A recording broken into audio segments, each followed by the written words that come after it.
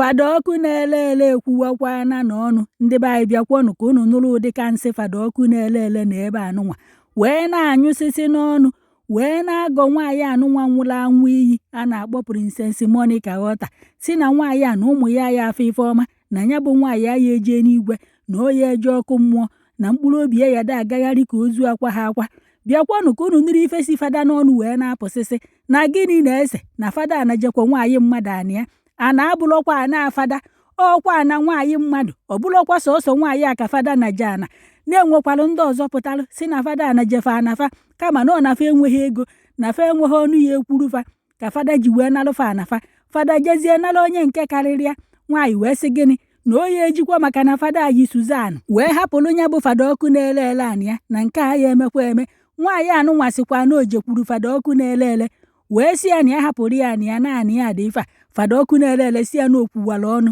onye ka ọ bụ na ọ bụ nwaanyị na-ehu ehu anyụ mamịrị oyi eji wee bịa egwu anya hapụrụ ya anị ya nwaanyị anụnwa wee sio na ebe ọ bụ na Fada Okunaerere emepere ọnụ o ji eri ji eri ede na ana nke ya kwa si na ọ bụ nwaanyị na-ehu ehu anyụ mamịrị na o nweghị ife o ya eme n'okwu ya kpatara nwaanyị a ji wee jee kpọrọ ndị uwe ojii wee jee bute moto eji akụrisi ụlọ wee jee kụrisi ya na Adoration Ground Fada Okunaerere ebe ọ na-alụ pure water ọ na-ele ka unu na-anụkwa ọ sịkwa na meshin o ji alụ pure water ebe ahụ n'ogorie 3 bilion asị onye ma anya bizinesi ọhịa so na ndị na-aja anafa na ndị nọ na anafa wee na-alụzi ya bụ pure water na ihe akwụfụ ụgwọ ana maọbụ na ihe egolufa nyaba ana ihe analụfa anafa n'ike nwaanyị mmadụ bịazie ka ọ nụọ ọga ife bụkwa nke nyanwa ị bịazie kịta anụnwa ị na-akparị ya maka na ọnwụgo nwaanyị anụnwa bụkwa kansa bụ ife gburu ya ọ bụlọkwa ife anụnwa Fada Mbaka na-asị na nwaanyị ya anwụ ya bịa yọọ mgbaalụ ọ bụlọkwa ya bụ ife gburu nwaanyị na-akọwarị na Fada Mbaka na Fada Okunaerere enwegori infọmeshọn na nwaanyị nọ n'ụlọ ọgwụ andị nwaanyị ebeghị ya ala ọ bụlọdụ tata ka nwaanyị yabalụ kansa anụnwa nwaanyị ayabagori ahụ bifo onye na Fada Okunaerere wee zọba ana nke bụ na ndị mmadụ nọzi na kọmentị na-asị edichọn ọhọ Fada Okunaerere na Mbaka kụrụ nwaanyị mmadụ nsị o ji ya amakwa m n'ọkwa ife ndị mmadụ tinye na kọmentị ebe etinyeburu ya bụ akụkọ ka m na-akọrọ unu na ụfọdụ na-asị na ọya abụfa nyere ya tụsasịa na fati n'aka onye mụ ya jenye nwaanyị tụsasịa nwaanyị wee yabazie ahụ fafụ na-agwago nwaanyị na ọya anwụ na o nwere ozi ogologo oge n'ụwa Fada Mbaka pụtasị na nwaanyị ayọghị mgbaalụ ti ude na-eri ozi ya so ọ bụ na nwaanyị apụta yọọ mgbaalụ nwaanyị nọ n'ụlọ ọgwụ ma amaghị na ọ na-ekwuzikwa okwu so na ọ bụrụ na ọ pụtazi yọọ mgbaalụ kansa na-eme ya na ife unu chọrọ ịkọrọ ndị mmadụ ala ya ebepụrụ ya o tochizie maka na ọ yọrọ ndị ụka mgbaalụ maọbụ kansa a gwara ya na ọ na-egbu ya o ya egbuzie ka unu na-afụ ndị unu kpọrọ ndị isi ndị nchụaja ndị mmadụ na-enele anya pụtazi kịta anụnwa na-anyụ nsị n'ọnụ maka na nwaanyị anwụgo onye aṅụkwa na nga na oyiwe aka anawa ha Fada Okunaerere n'ebe a na-afịọfegharị ọnụ ịmakwa ife ya egbugo nwa echi na ya afụdo ozu nke ka ude na ya eri ozu ị nọrọ ebe a na-akpọrị ụmụ nwaanyị mmadụ na-akpọrị nwaanyị mmadụ naanị akwa ọbụlọkwa na agụ bụ Fada Okunaerere nke bụ na nwaanyị a bịara ubehu ka ọ gwa na agụ hapụrụ ya anị ya wee fụ ma o ji ma alụsị ịdọbalụ n'ụlọ behu ọ jụọ ahụ ọ na-abụzi ibukọrọ alụsị ndị mmadụ ma nke ị na-ebute n'ukwu alụsị na obehu ka ị na-adọba ya ịpụtakwa mgbe ahụ ka ị gọrọ ọnụ oru ka nwaanyị nwụrụ ịpụta ebe afụrụ na-akọgheri nke bụ na ya bụ nwaanyị kpụpụkwara n'ụlọ ikpe nwaanyị jikwa ife akaebe na ọnya nwa nwaana eruo n'ụlọ ikpe a na-akpọzigo bụ Fada Okunaerere gụ weta akwụkwọ gosiri na ọgụ nwaana isisi mechizie okwu na o nwezi ife iji ya eme oru ka nwaanyị nwụrụ ịpụtazie kịta anụnwa bonyitezie anya bụ okwu n'isi kedu ife kpatalụ na ife ị na-anyụsisi ebe a na ikwuhie mgbe nwaanyị dị ndụ ka ọ pịa ya ịtarị mmụọ pịa ya ịtarị mmadụ ịfụrụ ife iyi ị na-agọ nwaanyị a ọ bụrụ na aka nwaanyị a dị ọcha andị ọ bụrụ na o nwere ndị ọzọ ị na-ji anafa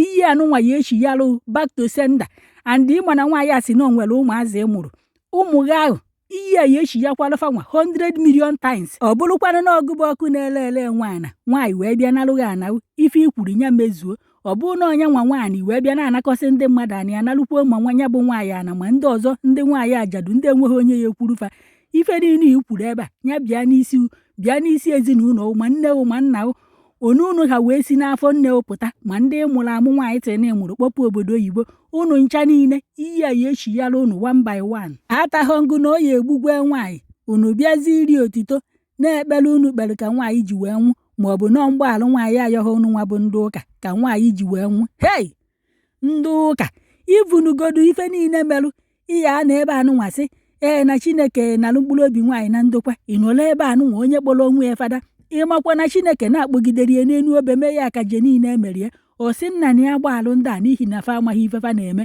n'ezie mmadụ niile juru ebe a ịnọrụ n'ihu ebe a na-akpọrị nwaanyị na-akpọrị ụmụ ya na-akpọrị ezinụlọ ya isi na ịbụ onye ụka unu ya ata afụfụ ka unu si wee were afa Chineke wee na-ezu oshi na-egwu ndị mmadụ wayo na-edisivu ndị mmadụ Chineke ya pịa unu ịtarị mmụọ ịtarị mmadụ. This woman must be paid in this world and the next world. Ụmụ ya na ụmụ ya agaghị telu ndị niile rere ala ma onye goro ala ma ejenti ala ụmụ na ụmụ Mason gateman onye ọbụla were ebe a bụ a cost person. Akụmọrụ ga-adịrị ya forever and ever and ever. O nwere ihe ọzọ ego niile anyị na-agbakọta na-atịkọta ka anyị wee nwee permanent site. Ịgba m nkịtị ikwuru anything uche na rụcha ihe niile na ụlọ dị 5 dị ụlọ mara ofu ụlọ na cost ya ka mmadụ tasị afọ rụọ mmadụ bịa were katapila apịa ime nwaanyị mege nwere ụmụ mege nwere fuchọ ịbịa pịarịa esi ka ọ dịrị gị na mma ọmadịnata Monica na mma na okwu anyị ka ebe niile tinyere kaba ahụ wee mee ya ha. History will never forgive them. God will never forgive them. Adoration ministry will never forgive them. They will pay through their nose in this life and in the next life. Ihe ọbụla ịrụrụ ebe a ego gị na-agbada agbada. Ihe ọbụla ị mere onye ọbụla bụ ebe a bụ a cost person. Any business ị ga-eme ebe a bụ a cost person. There is only one solution. You know the solution? They must pay back. They must pay back 280 plus 50 I didn't use that money because that week I invested it was the week they broke down that place. If they don't pay me what I spoiled them, God will destroy their wealth. Abraham will destroy my own effort and fruit. God will destroy them, destroy their generation upon generation. Only a hammer. They must vomit it in the spirit. They will face nemesis. They will face karmic death. They can never escape. God has trapped them in their wickedness. I called them back out, I couldn't reach him there. Now maybe I made him back. Or suddenly I got about 10 ladies, 10 girls.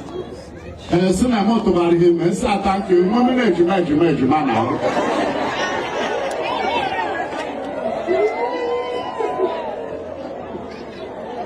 Also, I got them upon I got them and see in the lingua Sabama.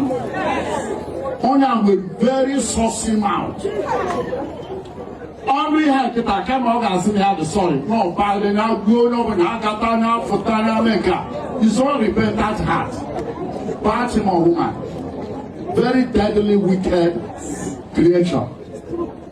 Heartless. Mama, go to the band. I would have forgiven had they built wonderful hospital. I would have forgiven. I wouldn't have even remembered. But for them to knock down year 350 million, direct 240 of wickedness. Cover 500 go return of 1 billion. You don't do that to me because I'm not offended. Or even if I trespass, even if you have the document of the whole world, are you warranted to kill? Is that enough? Okay, Mubani meme call Tufushia Fada Paul. Now there me hand there go. Hey, big money. Over any I can attack the now. ere nnukwu ego fere ego ti na akpa dewere onwe ha na ha chọrọ ịrụ arụmaala bịa kpọrọ gị ndị nzuzu. God will fight this cause now. Ana m asị ha arụla ọsọ rere ma skyscraper ebe a ma ihe ọbụla ọma aka na ntarị gị n'aha Jizọs. Ndị niile ketara oke na-eso wee fight aka anapụta anyị bịa. You will never find this easy. Eshi ọya ga-erigide ego gị, trọbụl ga-erigide ego gị, ihe mmadụ isi ga-ebido ribe ego gị. Gọọmenti kụtara eto orusu level ebe a gọọmenti kụtara eto aka a ga-level unu one by one. I don't know who is who. That the word is enough. Warning to all. Onye nwere ntị ọnụrụ. Ọ bụrụ na ịnụ ha, that is left for you. Mana ihe ndị ahụ mere, Chineke ama rahụ ụlọ it. Ka Chineke gozie anyị. Ndị chọrọ udo, ndị chọrọ ihe ọma, ndị chọrọ aga n'ihu. Ka Chineke ndị niile na-apịwa gị ọnụ, Chineke pịwaba ha ọnụ. Ndị niile buso ya, Chineke buso ha ya. Fada Okunaerere asị ka ị na-asị a na-aghọ gị onwe ka ọ na-aghọgị onwe.